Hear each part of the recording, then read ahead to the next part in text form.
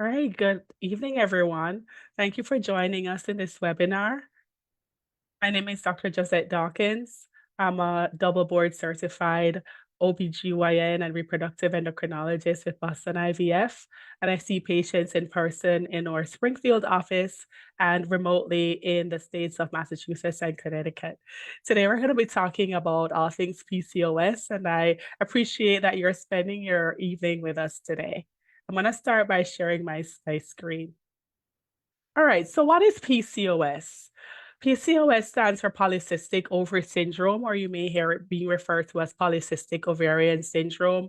Essentially, it's a hormonal imbalance of reproductive hormones that has systemic effects. So, what causes PCOS? There is consideration that there's a genetic component as well as an environmental component. And so the underlying process is that there is excess androgen secretion, which is usually in the form of testosterone, which can lead to one of the physical manifestations of hirsutism, which is excessive hair growth, particularly in a male distribution. And this elevated testosterone level also predisposes to insulin resistance and elevated insulin levels, which then causes anovulation. Elevated testosterone levels also increase luteinizing hormone levels, which is one of the hormones from the pituitary gland, which is important for normal ovulation. And so elevated insulin levels also decrease sex hormone binding globulin, which also feeds into this hirsutism. So essentially, whenever we talk about PCOS, you may hear the terminology that is a very vicious cascade.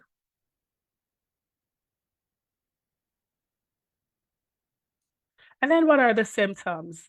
For the most part, patients will present to us fertility doctors with irregular menses or infertility, but they could also have any evidence of elevated androgen levels, so acne, particularly cystic acne, excessive hair growth or hirsutism in that male pattern that we spoke about. And that's here where it should be the chin, the upper lip, the upper back, the inner thighs, the lower abdomen, more so in like a T-shaped pattern. However, some patients may actually go ahead and have this removed. So we have to ask if it was there from beforehand, or this excessive hair growth or hirsutism can also be dependent on ethnicity. So that's also important to pay attention as well.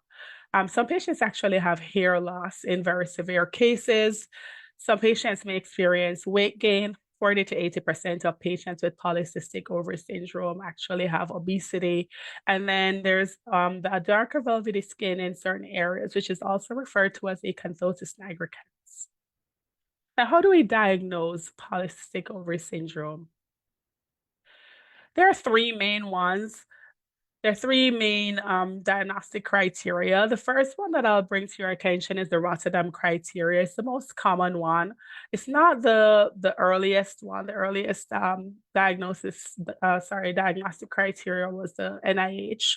And there's also the androgen excess.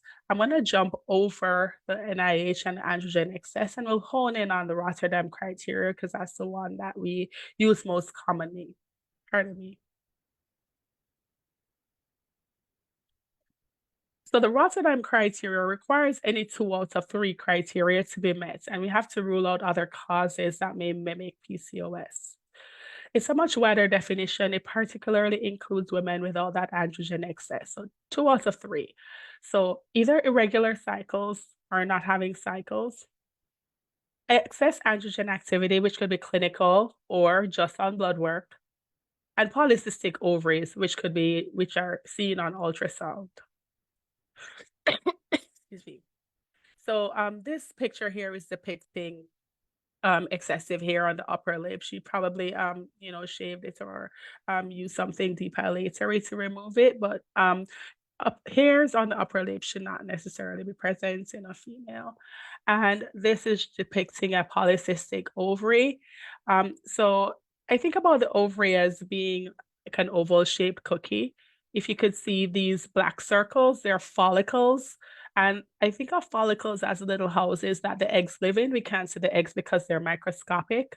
And so in polycystic ovary syndrome, what happens with the excess androgens, there is what we call a stromal hyperplasia, meaning that the middle part of the ovary becomes very bright white and it gets enlarged and it pushes all of the follicles to the periphery of the ovary. So, another terminology that you may see when you look up polycystic ovary syndrome is a ring of pearl sign or a ring of pearl appearance, and that's just all the follicles being pushed to the periphery.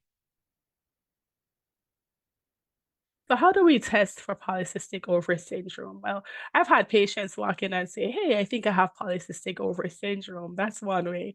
But in terms of the history and the physical exam, we're essentially asking about menstrual cycles. You get one every month. Are you skipping months? It doesn't necessarily matter how many months you're skipping. If you're skipping cycles, that's a cause for evaluation. Um, if she also gives a history perhaps of infertility, weight gain, etc. On physical exam, we pay attention to things like BMI, also looking for signs of androgen excess. And then in terms of testing, we want to do things like blood pressure measurements and hemoglobin A1C, as well as blood tests for testosterone and other androgens, pelvic ultrasound as well, so that we could exclude other causes that could look like PCOS. So, what are the associated conditions that can accompany this? And so, with the name polycystic ovary syndrome, a lot of times we pay attention to the word polycystic ovary, but maybe we should focus on the word syndrome because there are so many other things that go along with the polycystic ovary syndrome. So, I classify this as gynecologic and non-gynecologic. So, let's start with the gynecologic considerations because these are what the patients typically would present to us with. So, when patients don't have a normal menstrual cycle, sometimes the lining could become thickened. And without this ordered shedding that happens with um, creating a follicle, releasing a follicle, then the cells that remain back start to secrete progesterone. And then when there is not a pregnancy, there's a withdrawal of the progesterone. And then you have an ordered shedding of the endometrial lining. And this is what happens normally. Well, with patients with PCOS, they don't have that ovulatory cycle. They don't have ovulation and that ordered shedding. So it's very disordered shedding that could cause either cycles where they don't have any bleeding, then followed by very prolonged bleeding, and then this irregularity could cause areas in the lining to overgrow, which could cause polyps, and then polyps can become hyperplastic, and then of course with long-term changes, it could actually become cancerous. Then there's infertility from not ovulating. And then, unfortunately, our PCOS patients are also at a higher risk of having miscarriage. So the non-gynecologic conditions, obesity, as we mentioned before, up to 80% of our friends with PCOS can have obesity, insulin resistance, prediabetes, and diabetes, sleep apnea and its resultant other comorbidities such as hypertension. Some patients are at risk for strokes, heart disease. There's also a risk of elevated cholesterol, anxiety and depression, cardiovascular disease and strokes, as well as thyroid disease. And what are the ways that we could treat polycystic ovary syndrome? The first thing is that it's a chronic condition. So it requires long-term management. And so we tend to start off with lifestyle modifications. Lifestyle modifications would include diet and exercise, and this is going to be critical, especially for our patients that have obesity. For the patients who are lean PCOS, that would comprise maybe 20 to 30% of the population. Weight loss is not very beneficial to them. And so at Boston IVF, we actually do have somebody, Hillary Wright, who could help our patients with dietary changes. The long and short of it is to avoid simple sugars because, again, that hyperinsulinemia becomes worsened with not sticking to an appropriate diet. And so, diet and exercise would be a very critical part of the treatment for our patients with PCOS. And then there are medications and surgery. Specifically, weight loss we would recommend at least 5 to 10% of body weight to be lost in our patients. Sometimes this alone is sufficient for patients to cycle normally. In terms of medication, we could think about the medications in terms of what are we trying to treat. So for us, we're trying to help our patients conceive, and for some patients, they're just not ovulating normally. And so we could assist them to ovulate by using ovulation induction or ovarian stimulation drugs. So for the pill format, there are two main ones, clomiphene citrate or Clomid, and letrozole or Femara. Um, Either one of these may be acceptable, although personally I do prefer letrozole. It does have a better side effect profile. And for some patients, with long-term use, it does not cause that effects on the lining of thinning out the lining as clomiphene does. And then clomiphene citrate at a higher dose can actually cause mood changes as well. And so the choice of medication can be individualized to the patient. Obviously, if one doesn't work, we could always try the other one. And I've had used these in combination for patients. Classically, we would start anywhere in the cycle from day 2, 3, 4, 5. They take it for 5 days, then the medication would finish, and they would have you come in for monitoring. I strongly recommend monitoring for patients with polycystic ovary syndrome because sometimes the ovulation predictor kits just aren't efficient due to the elevated luteinizing hormone that we spoke about previously. And so the ovulation predictor kits are actually measuring a metabolite of luteinizing hormone in the urine. And so if it's already elevated at baseline, then it becomes difficult to interpret the ovulation predictor kit is like just always positive, and then it's difficult for the patient to know if she's ovulating or not. So I would say speak with your provider and see if the ovulation predictor kit might work for you, or if you should just have monitoring. And then finally, there are gonadotropins. I use gonadotropins sometimes with, depending on the patient's presentation. So for some of the patients who have lean PCOS, they may actually also have a hypothalamic component. And so they may not necessarily respond well to the letrozole or the Clomid, and they actually need these shots at a much lower dose than we would use for IVF. And these would be the same drugs, gonadotropins, that we would use for IVF.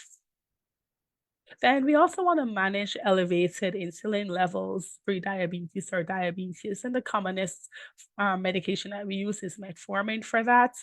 If a patient doesn't have an elevated HbA1c, I don't particularly prescribe it that much, but it's something worth talking about with your provider as well.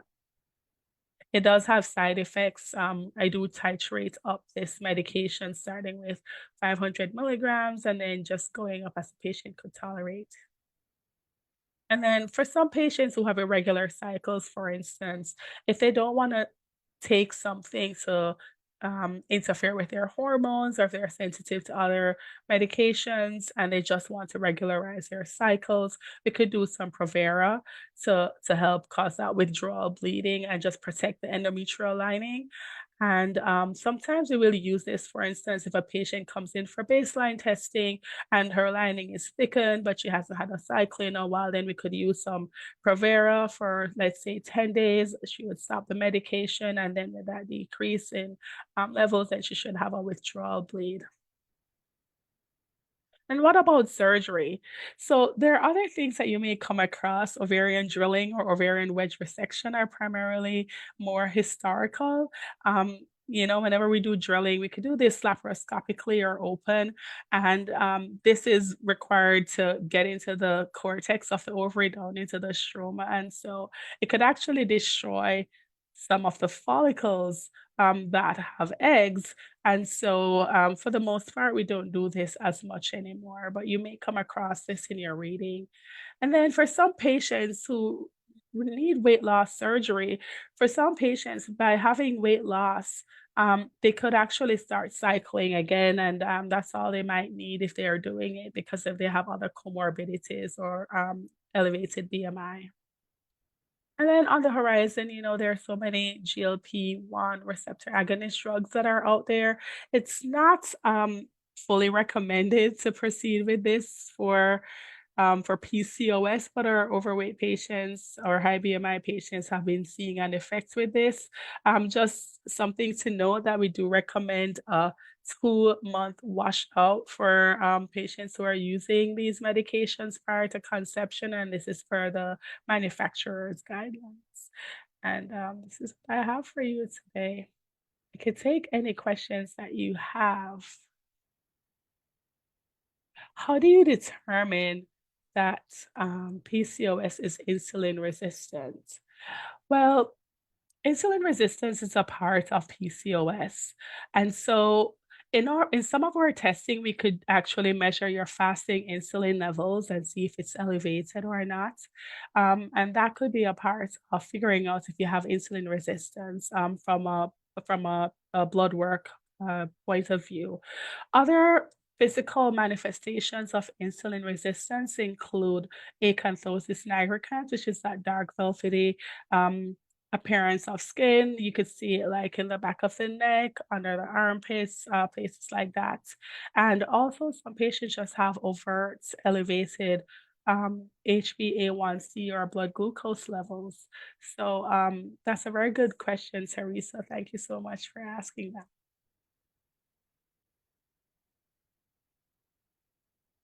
All right, let's see. Um, if you have PCOS and you are labeled as insulin resistant and not trying to conceive, who do you see? So that's a good question. And so if you have PCOS and you're insulin resistant, if you also have like pre-diabetes or something, this is something that maybe your primary could help you to manage. But of course, we wanted to make sure that we're also covering all of our bases for the other conditions that could go hand in hand with being insulin resistant. So, case in point, are you having regular cycles? If you're not trying to conceive and you're not having regular cycles, I'd recommend perhaps the birth control pill or some Provera, which your OBGYN could assist you with, as well as if you have want to make sure that your cholesterol levels are appropriate, then perhaps your primary could assist you with that. So I would say it would be more of a multidisciplinary approach to the care of for the patients who are not trying to conceive. And I hope I answered your question there. You're welcome. Excuse me.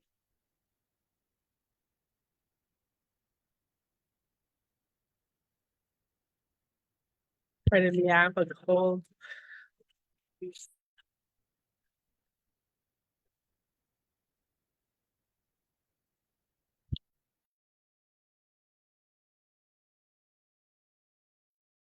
What is the best drug to trigger ovulation for women with PCOS? Do you combine drugs for better results? So, if we're triggering ovulation for patients who are doing like an insemination cycle, we typically use a pre-filled syringe or with Ovidrel, that's like the recombinant ACG, or we could use regular ACG. It becomes more nuanced for when we're doing the trigger shot for IVF. And the reason for that is our friends with PCOS tend to have a very high egg count, and so they run the risk of having a very brisk response to in vitro fertilization treatment. And so for that reason, they're at risk of developing ovarian hyperstimulation syndrome or OHSS.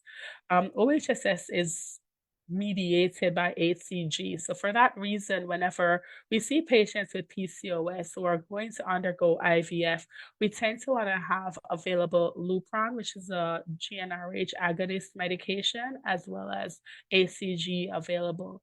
Um, so this is going to be based on the facts if they have a risk of over-response or if they want a fresh transfer and things like that.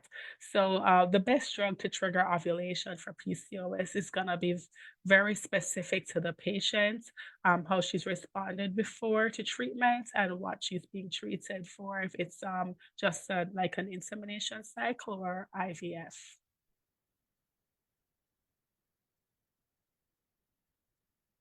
Would you recommend egg freezing for those with PCOS? That's a good question. And so it depends on why egg freezing. Is it social? Um, social is, controversial terminology, but in terms of patients with PCOS tend to have a higher egg reserve than the average person. And so if she's just not ready to start her family and she wants to freeze her eggs for later, then that's reasonable. But not necessarily because she has PCOS. It doesn't put her at any major disadvantage in terms of egg counts. If that answered your question, Alicia. Thank you for that question. Do the lifestyle changes to help manage PCOS, help prevent miscarriages? What about PCOS that causes miscarriages? And this is a question from Laura. So it's thought that the hyperinsulinemia could have changes in the level of the endometrium and the level of the endometrial lining, in that it may not necessarily be as receptive for an embryo to implant. Also, if a patient has polycystic ovary syndrome and she has like undiagnosed diabetes, hyperglycemia can function as a teratogen and can cause pregnancy loss or abnormal pregnancies. So those are the two main factors that could cause miscarriages. Um, and so that is what I would say could cause PCOS. Lifestyle changes. Well, if we could get the insulin levels down, that could definitely assist. And if we could get the A1C within normal limits. However, I want you to take this information on the, Laura, about 20% of pregnancies will end with a miscarriage. And so if the underlying question is, did I cause the miscarriage because my PCOS wasn't managed appropriately, then I would say I would not interpret it that way because in the best case scenario, pregnancies end in miscarriage. And so I just wanted to point that out to you and just make sure that we're on the same page. Um, are there any ovulation tracking monitors out there that are good? Tracy, this is a good question. There's so many ones, and every day there's like a new one. Um, I don't know, when I was in high school, I literally just had a calendar that I would mark on. But there are just so many apps that are available. I would say in terms of ovulation tracking, I think they're all the same. You put in the information and they record it, and then they predict when you should ovulate in the future. Ovulation tracking monitors, they sometimes use historical data. Um, Again, for the ones that are going to be measuring the hormones in the urine, sometimes it's challenging for PCOS patients because of the hormonal imbalance that's there. And so I can't say that I recommend one or the other, unfortunately.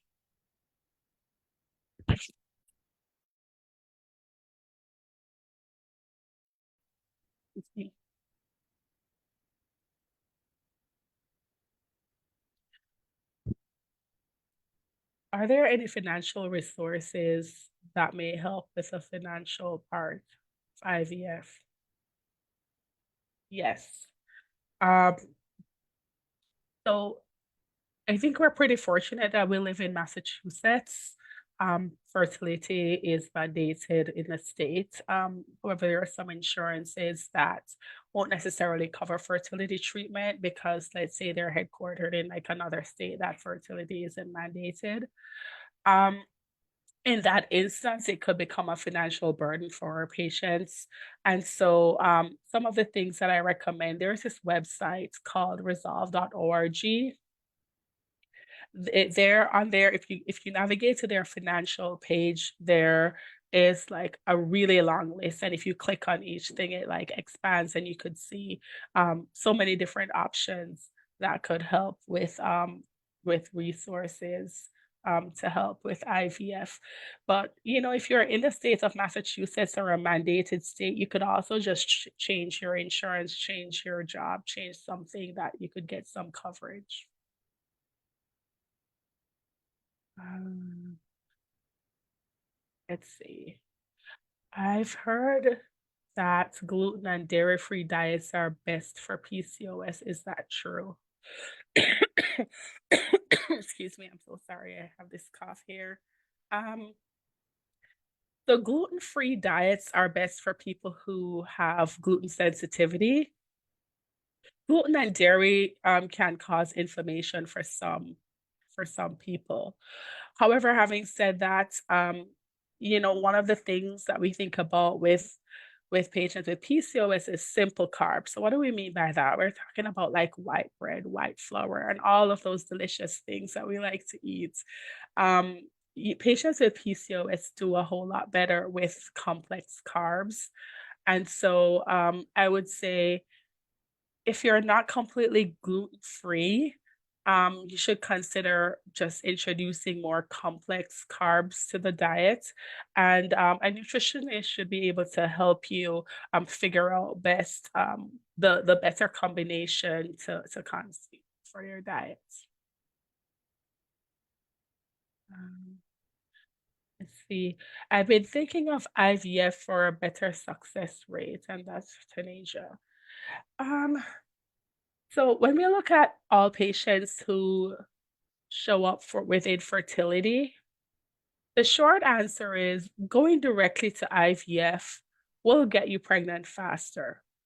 Um, and IVF also has the benefit of having extra embryos. You could have them cryopreserved or frozen for later use. So it definitely helps to space out your family.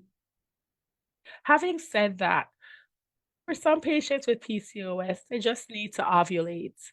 And so by trying ovulation induction or ovarian stimulation with tablets, they might be able to conceive with that. And so it's in terms of thinking of it as something that's less invasive as opposed to something that's more invasive.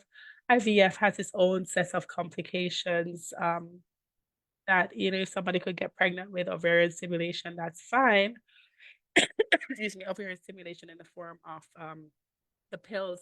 However, you consider other things. So, is there like another factor that would make IVF more successful? Like, is there a male factor, or is there a tubal factor, or is the woman older, or has she had pregnancy losses, or is there something else going on? And so the short answer is IVF will get you pregnant faster, but it's reasonable to consider other options as well. Great question, Tanisha. Is it harmful to keep taking letrozole for several cycles in a row with Avadrel? I would say no. They did some research on patients who are using Clomid. Recommended to do about 12 cycles with Clomid, just because there's a risk of having those tumors that could develop on the ovaries, not necessarily cancerous, but I would say that if you're not getting pregnant with letrozole, or depending on your age, anywhere from 3 to 6 cycles, um, or even up to 12 if you wanted to go that far out, it might be more beneficial to continue with IVF. So, if you're up to 12 cycles with letrozole, not getting pregnant, it might be reasonable to consider something else. Definitely after 3, if you're over 35, definitely after 6, if you're under 35. Um, but, to keep going is not necessarily harmful, but it may just not be beneficial. Great question. Thank you.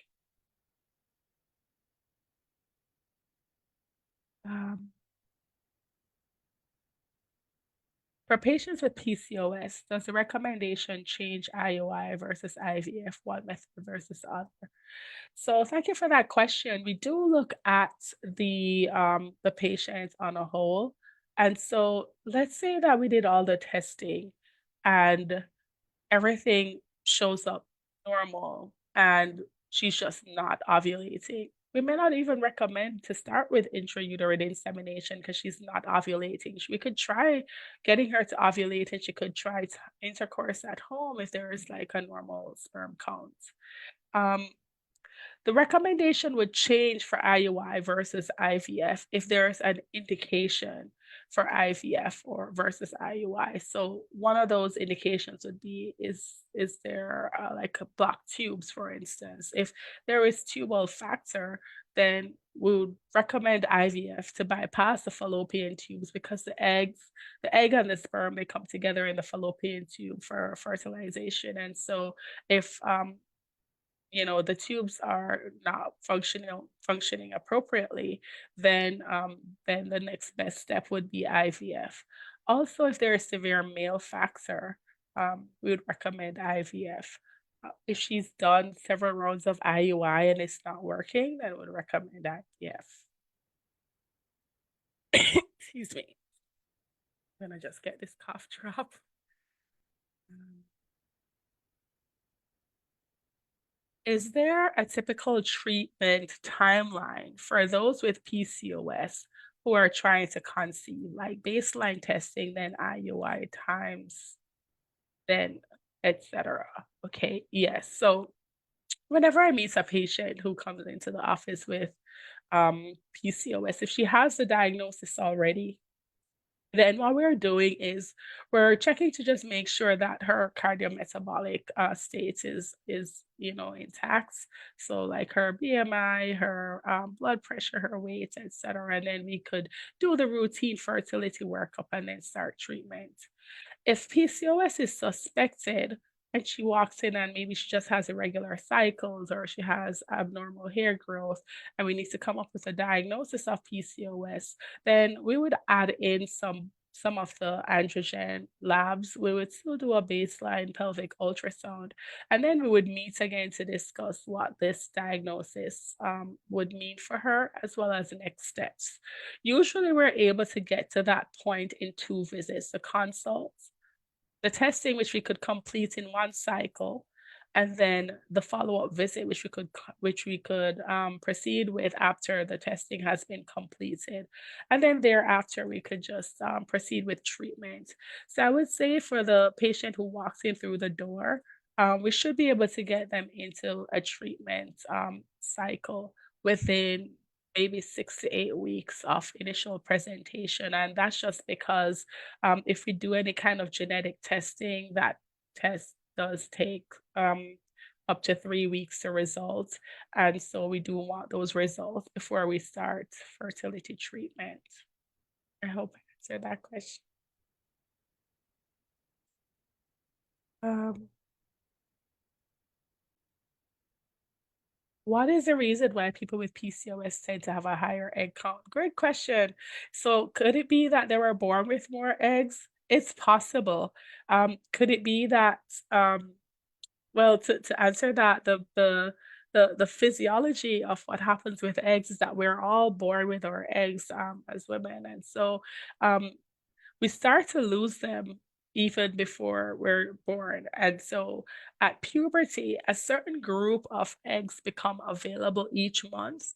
And then one egg would be released because it's sensitive to that feedback loop mechanism from the pituitary gland in the brain, which would include follicle stimulating hormone or FSH, luteinizing hormone or LH, and those would act on the FSH would act on the ovary to cause the egg to be released, and then that would feed back and cause that cascade, and then the luteinizing hormone would cause the FSH causes the egg to develop, and then the luteinizing hormone causes the egg to release. So for patients with PCOS, they're not cycling like that. And so, one of the reasons when we look at their ovaries, all of the follicles, which is the little house for the eggs that the eggs live in, they're just literally just sitting there. So is it that they're born with more or they're just not ovulating, right? That's something that is not 100% clear. Excuse me. Question here. If you can be anovulatory but meets other criteria for diagnosis, would you still consider this the cause for infertility? Um, so if you're not ovulating and you meet the diagnosis for PCOS, it's very important to ensure that there is no other issue going on. And so we still do a full workup. This is very important. We still do for our patients who have a male partner, we still want to do a semen analysis.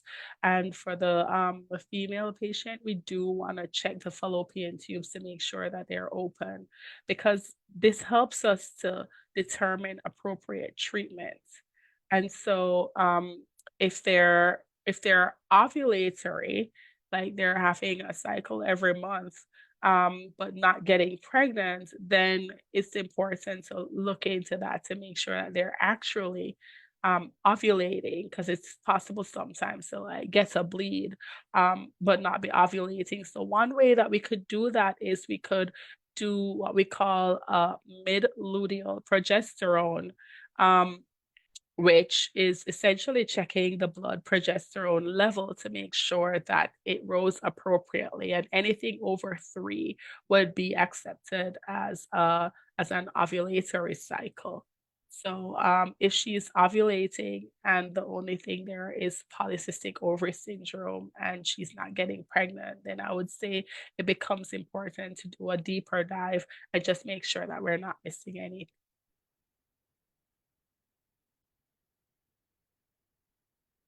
Let's see. Um, Can you suggest important supplements for those with PCOS, especially ones that would help with fertility? Okay, so when we think about important supplements, one of the supplements that I would recommend would be like a prenatal vitamin. So always start with that for the folic acid, vitamin D, etc.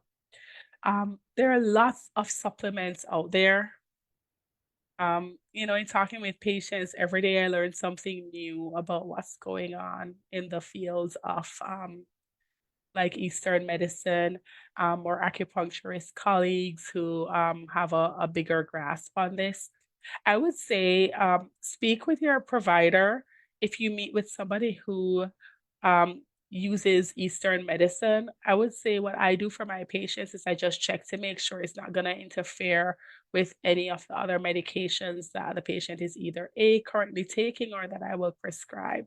Um, but overall, I would say a prenatal vitamin, inositol is useful as well for some patients. Vitamin D would be also very useful as well.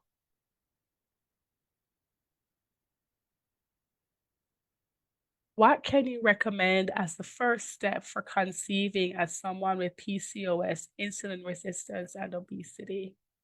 Alicia, this is going to be very focused on the patient herself, her age, as well as how long she's been trying. Is she not having ovulatory cycles? If she's not ovulating, then it becomes critical to um, get her to ovulate for reasons that we described before, to just get that cycle going, as well as to make sure the lining sheds off and prevents any risks of having polyps or anything else that's worse to develop. Now, for my patients who are younger, let's say they're under 35, 32, 26, something like that, it's very worth the while to meet with a nutritionist and do lifestyle modifications to get that insulin resistance under control, to get that weight loss in, because that is going to have very positive downstream effects on pregnancy. So when we think about insulin resistance going into pregnancy, pregnancy is a very diabetogenic state. And so patients who go into pregnancy with pre-diabetes will probably become diabetic in pregnancy. And this is putting, an additional factor to consider in pregnancy, because then now diabetes in pregnancy could result in the baby becoming larger, baby requiring like a C-section instead. Sometimes babies could have like breathing issues and require NICU stay, problems managing their own glucose when they're delivered. And for the mommy, she could end up needing a C-section, have blood loss. Obesity could make it challenging to monitor her appropriately. It could also complicate delivery. And so, I'm going to say it's going to be dependent on the age of the patient, her fertility desires, and just where she is in her fertility journey. If time permits, um, and her situation permits to optimize her health, then that I would say it would take precedence. But if it's somebody who's older and she has other things going on, then we're going to prioritize fertility because, as we know, there comes a point at which it becomes a lot more difficult to conceive. Hope I answered your question, Alicia.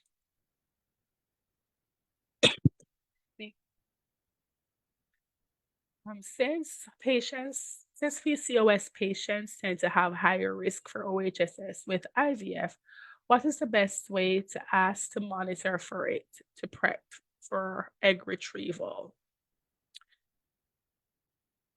So ovarian hyperstimulation syndrome typically presents itself after the egg retrieval process.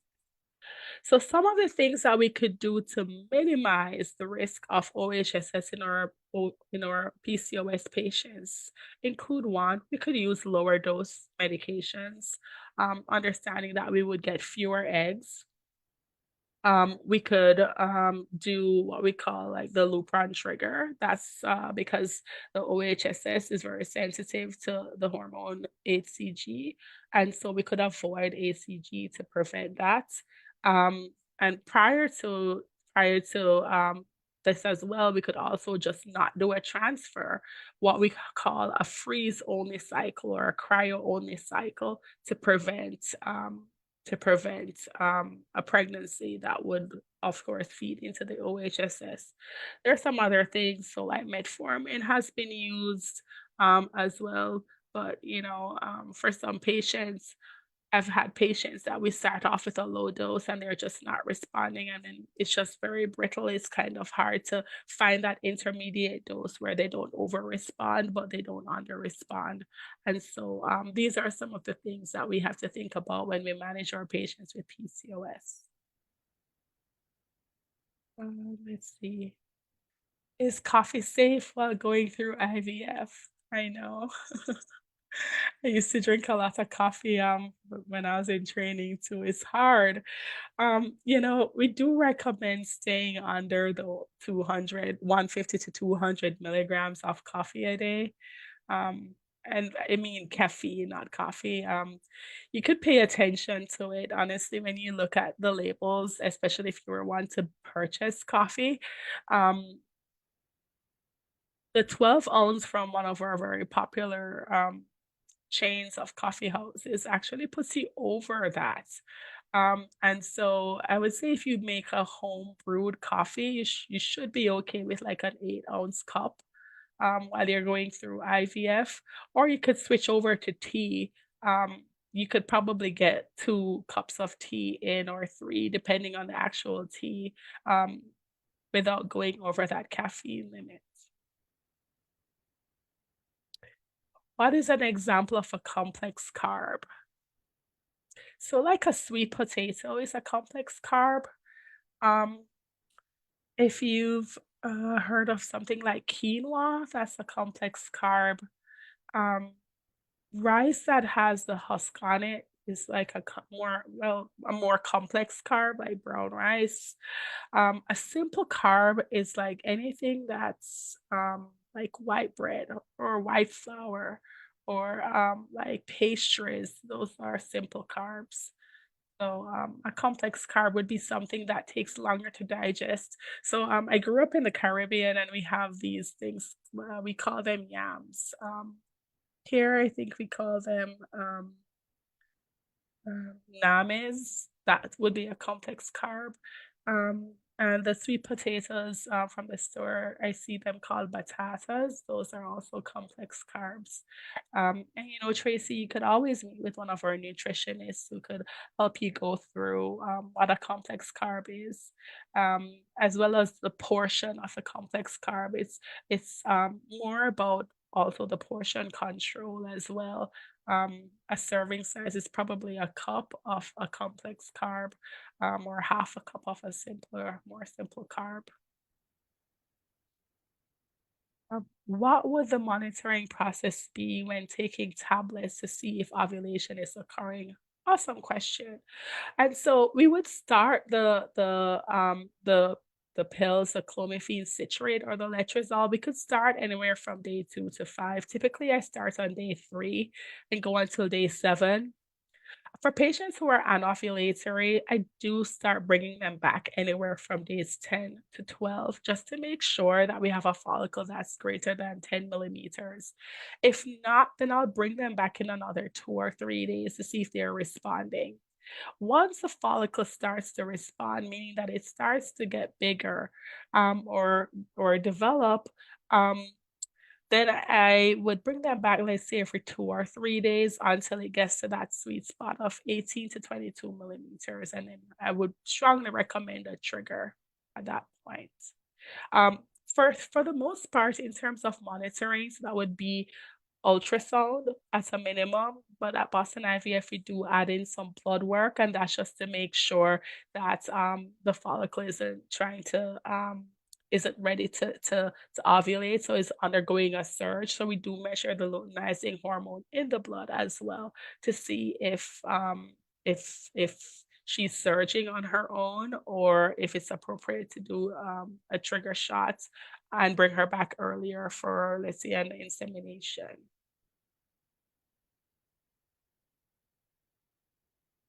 Do you get diagnosed with PCOS? So it's going to be a combination of history, physical exam, and testing. And in terms of the history, some patients may reach out and they may have irregular cycles. Excuse me, and by irregular cycles, I mean a period that doesn't come every. Some patients may also have very heavy bleeding, so they go for a long time without a period, and then they have like this very heavy prolonged bleeding. Some patients may say, I'm gaining weight and I don't know why. And some patients may say, I'm having this hair growing in my body that shouldn't be there, like in my face, in my back, in my inner thighs, my abdomen, etc. When we see that, then we'll do a physical exam and look for other stigmata. So part of it would be her blood pressure, her BMI, as well as just looking for, does she have acne? Does she have this excessive hair growth? In terms of the blood tests, we would do at a minimum looking for what we call androgens, the main one of which is testosterone, which you could do total or free testosterone. Um, and then we look for some other androgens because there are some things that could look like PCOS, but not, such as non-classic congenital adrenal hyperplasia. You may see that. So we screen for that. We also do a pelvic ultrasound. So we're looking at the ovary, and particularly we're making sure that there are no cysts that could probably be secreting androgens, as well as it helps us to come to cinch that diagnosis if we see the ovary that has that classic appearance with the multiple follicles, especially if it's in the periphery, greater than 12 on the slice. And then for the Rotterdam criteria, we just need 2 out of 3. So menstrual irregularity, clinical or biochemical hyperandrogenism. So if you have excessive hair growth, that's enough. And polycystic ovary on ultrasound, and just 2 out of that 3 can help us confirm the diagnosis. Once we make that diagnosis, so we do look for other conditions that could be present. So, of course, I do offer my patients checking for their thyroid. I do want to check their prolactin levels. I do want to check their fasting, cholesterol levels. I do check their HB, their A1C levels, just to make sure they're not diabetic, they're not having cholesterol issues, things like that.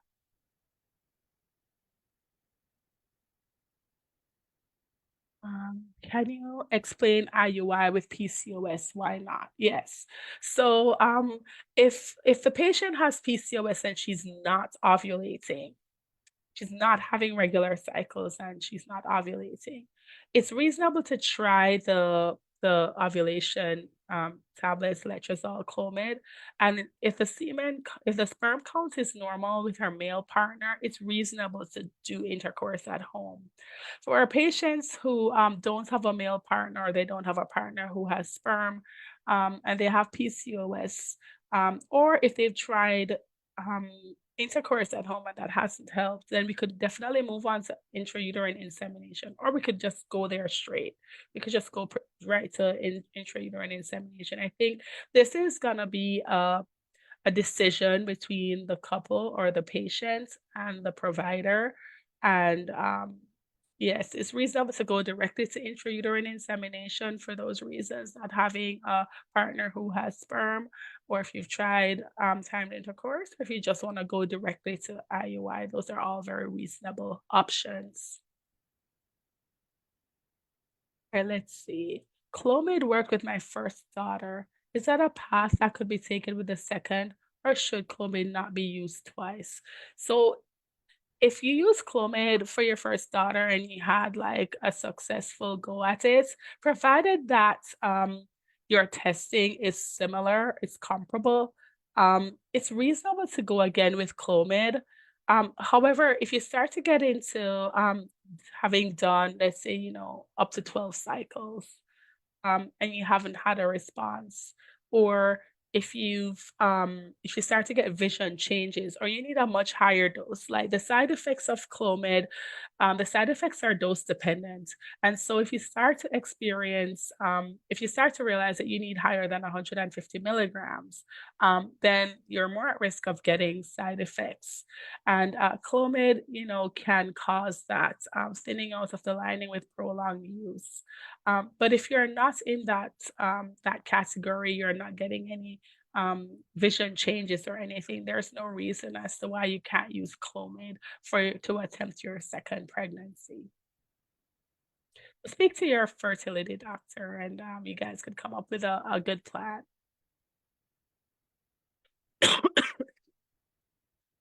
Went to a fertility clinic in a different states. All my tests were normal, but my OBGYN determined I had PCOS. I'm currently trying to become a mom, but I don't think I'm ovulating. My periods are irregular. Do you think I could just take some meds that help me ovulate faster? That's a good question. Um, so if that other fertility clinic didn't necessarily screen you for PCOS, PCOS is very frequently overlooked because there are many patients who have polycystic ovaries who don't have PCOS. And so it would be interesting to know if they were actually looking for PCOS. Um, if you don't think that you're ovulating regularly, then you could be a candidate for some fertility medications. But it's very important to be evaluated for other conditions that would prevent us from recommending just the fertility tablets. So um, you can take some medications that would help you to ovulate. I do strongly recommend monitoring, because one of the things that could be frustrating for PCOS patients is figuring out the appropriate dose that they need to ovulate. And without tracking with ultrasound, sometimes it's difficult to know because the ovulation predictor kits may or may not work. And so there are two drugs out there, clomiphene citrate or Clomid or letrozole. Metformin has not been shown to be independently useful as an ovulation, as an ovarian stimulation or ovulation induction medication. And so there are those medications out there, but you know, I want to tell you about this case that I saw many years ago.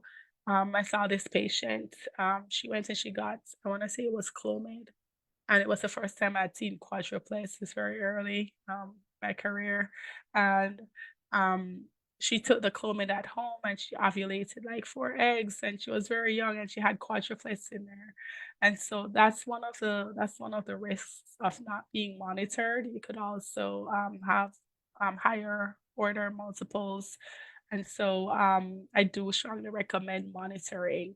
If you're somewhere where you can't see a fertility doctor, or it's, like distance or something is prohibitive, perhaps you could tap into your regular OBGYN. And I do know that with the advancements in telemedicine, that more and more of these clinics are popping up that could help you. But of course, we're more than happy to help you out at Boston IVF. I hope I answered your question there. What BMI is needed for IVF? That's a great question. So whenever we look at BMI, um, it's very important to consider the age of the patient. If I meet a patient who is 40 and her BMI is elevated, I don't necessarily tell her to lose weight, because at that point, fertility becomes more important. So at Boston IVF, our BMI cutoff is 45, and that's just the cutoff that we have, that we're credentialed for. There are other clinics in the area that could accommodate a higher BMI. Having said that, having a BMI that is lower will improve your outcome for IVF. There is evidence that elevated BMI can cause some inflammatory changes and impact the follicle at a molecular level. There's also evidence that, it's difficult sometimes to necessarily reach the ovary during the egg retrieval process in our patients with higher BMI. And so it can complicate the issue. I would say, if time permits or other factors permit, to optimize your health and get a lower BMI, that's always the more appropriate option. But if you're somebody who might be older, fertility is on the line, I would say have that heart to heart talk with your physician, with your fertility doctor, and just make a very educated decision at that point. What brands of prenatals are the best? I can't say that one brand is superior to others. There's so many out there.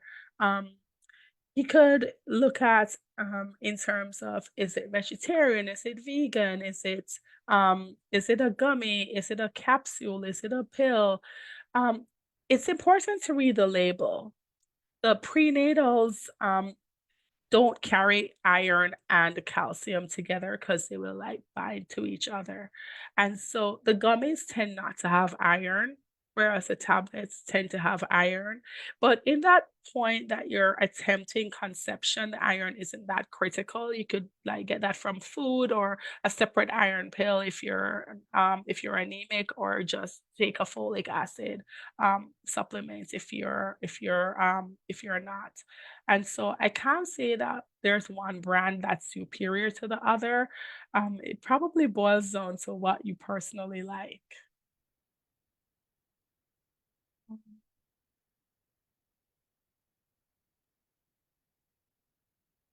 Is spearmint tea better than black or green tea? Spearmint tea is herbal. It doesn't have caffeine in it. It has a great flavor, as does green or black tea. I mean, green tea has many benefits. They do have a small amount of caffeine.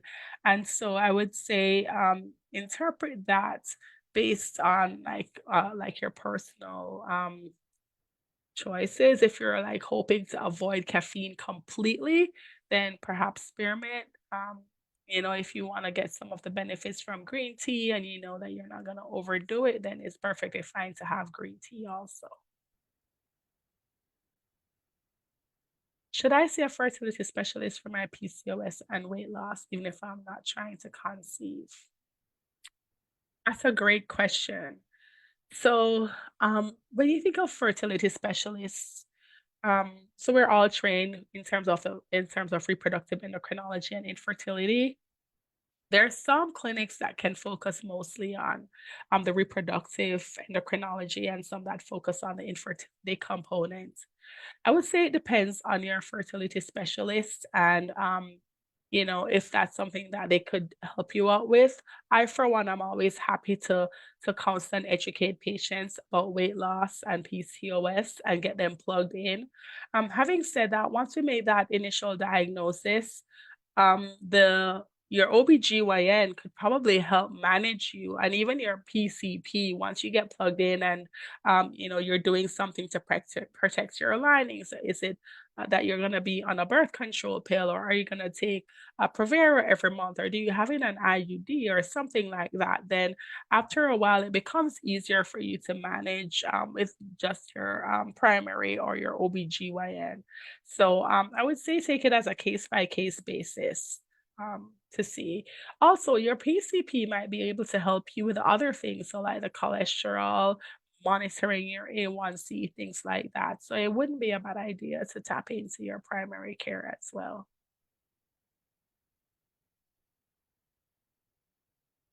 Yes, Boston IVF uses Embryo Glue, and that's something that we could have for you if you so desire. How does the process of a natural cycle work?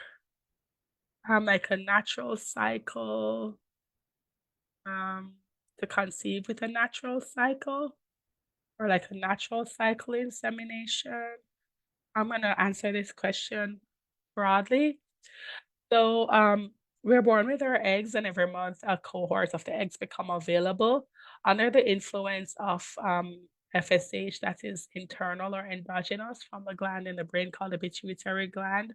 Um, One follicle becomes what we call dominant because that's the follicle that contains the egg that's most receptive to that hormonal pathway.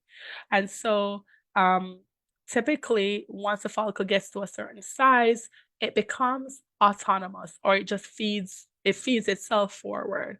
And then it gets to a certain size and a certain amount of estrogen, which tells the pituitary, okay, the follicle is ready. That causes the LH surge, and then the follicle ruptures, the egg is released. Um, then the egg gets picked up by the finger-like projections on the end of the fallopian tube called the fimbriae, and then the egg travels in the fallopian tube. And if there is sperm there, the egg and the sperm can come together, meet, fertilize, start that developmental process for an embryo. And if situations are right, it will travel down into the uterine cavity, implants, and develop into a baby. Um, and so that's how a natural cycle works. Okay, to that question. Is it possible to have an LH surge on OPK and not ovulate strongly enough? Yes, because sometimes for patients who have an LH surge on the OPK, um, it could be that their endogenous luteinizing hormone level at baseline is elevated and it's not a true surge. And so when we go to check ovulation, it may not be um that they actually had ovulation, or the follicle itself could be dysfunctional. And usually, after ovulation, the cells that remain back from the follicle should form a corpus luteum and secrete progesterone. But because there is just this disordered hormonal situation, like this hormonal imbalance, sometimes the progesterone is low, and that's important to figure out with your provider as well. For some of our patients, we do offer supplemental progesterone to help with that. Talking about inositol, which is better, inositol supplements that has inositol or D-Chiro. Um, Inositol that I've seen, most popular, I believe, is just the regular inositol. I haven't come across any studies that say which one is better than the other. But I will definitely look up this question and see if I could recruit or friends at Boston IVF to post this if I find anything differently.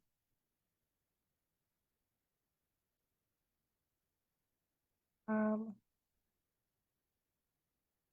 What is the success rate with an IUI? It's going to be dependent on the age of the patient, her egg reserve, her, excuse me, or mostly her age and any other factors.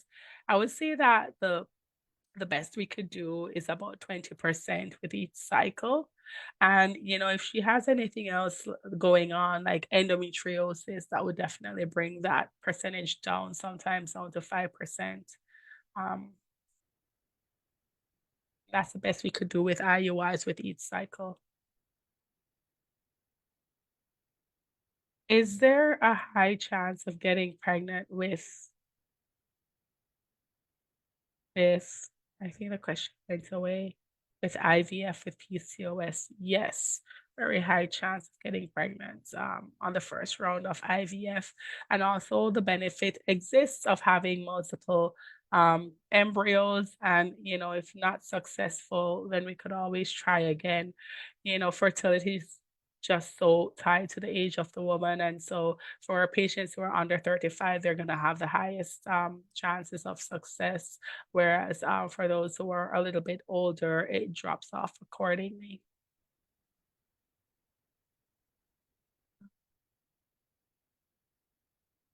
Um, that question though, when I click on it, it goes away. Somebody was saying that they have type 2 diabetes, and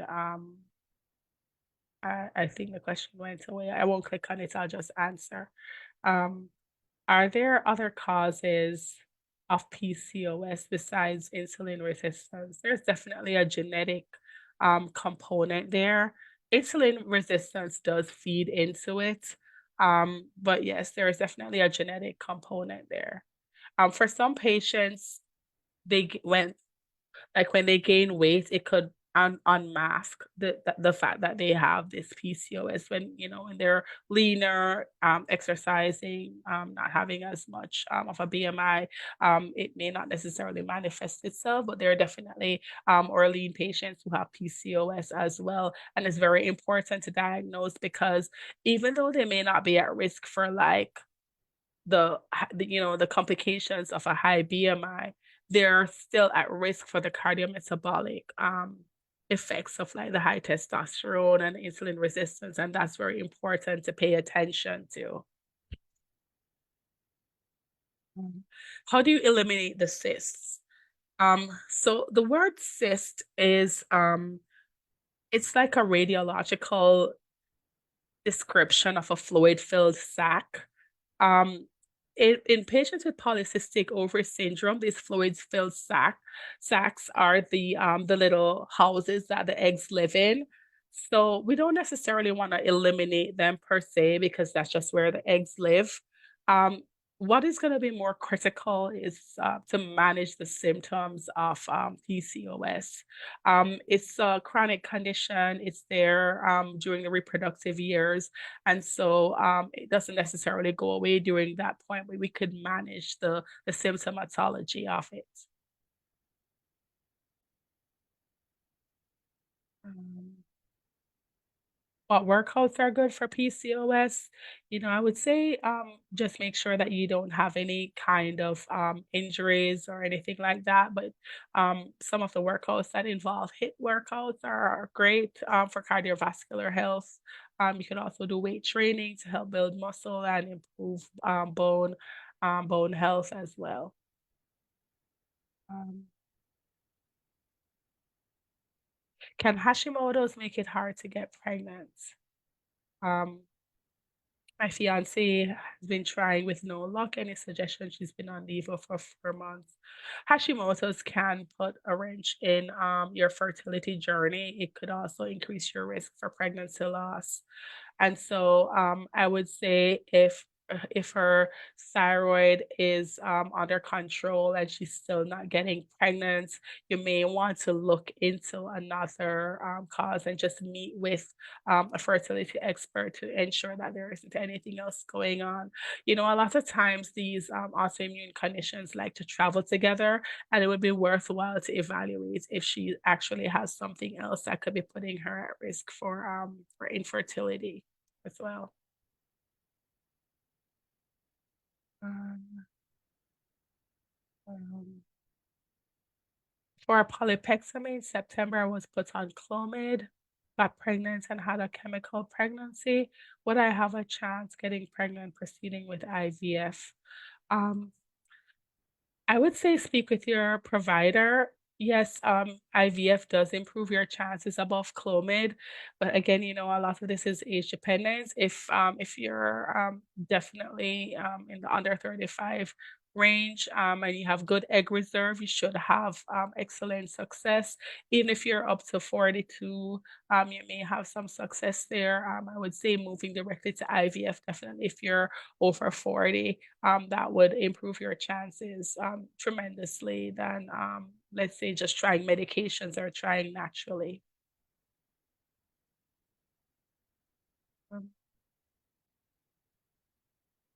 I think I answered all those questions. Thank you for all of your questions.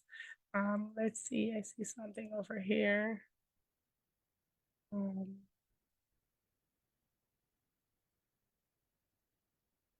all right, I think that's it. I think I answered all the questions that are in here. Um, One more just popped in. What would you consider a short luteal phase? I start spotting for my period 8 days after getting a peak. That's definitely short. Usually after you ovulate, the luteal phase is pretty constant. It should last about 14 days. Excuse me. And so it's worthwhile looking for things that could be causing that. So like getting your prolactin evaluated, maybe your thyroid, but I would definitely get checked in with a fertility doctor to see what's going on with that. And maybe you could benefit from some supplemental progesterone. Final question here. Age 38 for previous kids conceived naturally, tubes tied. What are the odds percentage of a successful IVF cycle? If you have normal egg reserve, you should have a pretty good chance of a successful IVF cycle. Again, it depends on the other factors like what your the male factor, what's your actual egg reserve. Um, the one thing to be aware of, once you get a tubal ligation, um, it becomes challenging to get coverage for IVF, particularly in the state of Massachusetts. So that's something that once you reach out, you might want to consider some financial counseling as well to help you with that. Right. I think that's it for questions. I want to thank you all for joining us for this webinar. Um, if you have any further questions, feel free to reach out to Boston IVF, or you could join us for another one of our sessions. It's been a pleasure having you and meeting with you, and I hope you have a great rest of your evening and a happy Thanksgiving. Take care. Bye.